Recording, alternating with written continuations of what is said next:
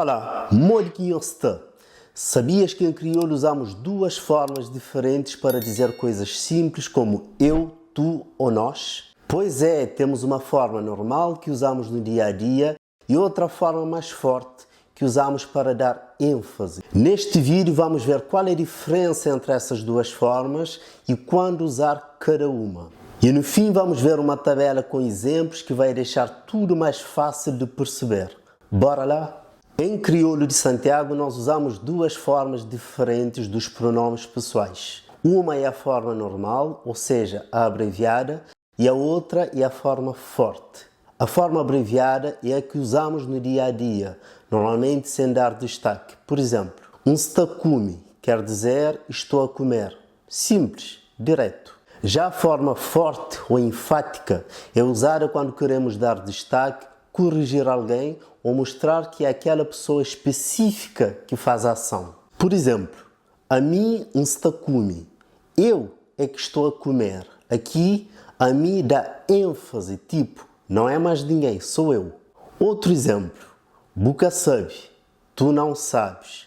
Mas se eu quiser insistir ou corrigir, digo, a boi que sabe, é tu que não sabes. Vês a diferença? Resumindo, a forma normal ou abreviada é para falar simples, enquanto que a forma forte serve para dar destaque, ênfase ou mostrar que é contigo mesmo. E funciona com todos os pronomes: a mim, a bo, a ele, a nós, a esse. Tudo depende da intenção. Agora, para ficar ainda mais fácil de entender, vamos dar uma olhada em uma tabela.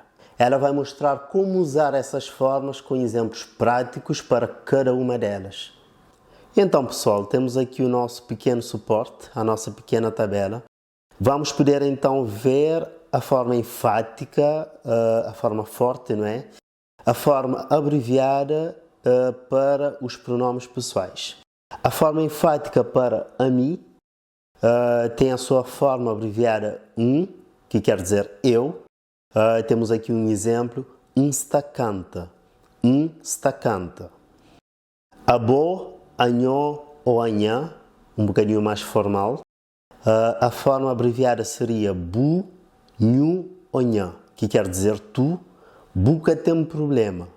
Buca tem problema. A ele, com a sua forma abreviada ele ou é, que quer dizer ele ou ela. Temos aqui um exemplo, ele tá trabalha, ou costumamos ouvir mais dizer eta trabalha. Eta trabalha. A nós, com a sua forma abreviada nu, que quer dizer nós, o exemplo que temos é nu também gosse. Nu também gosse.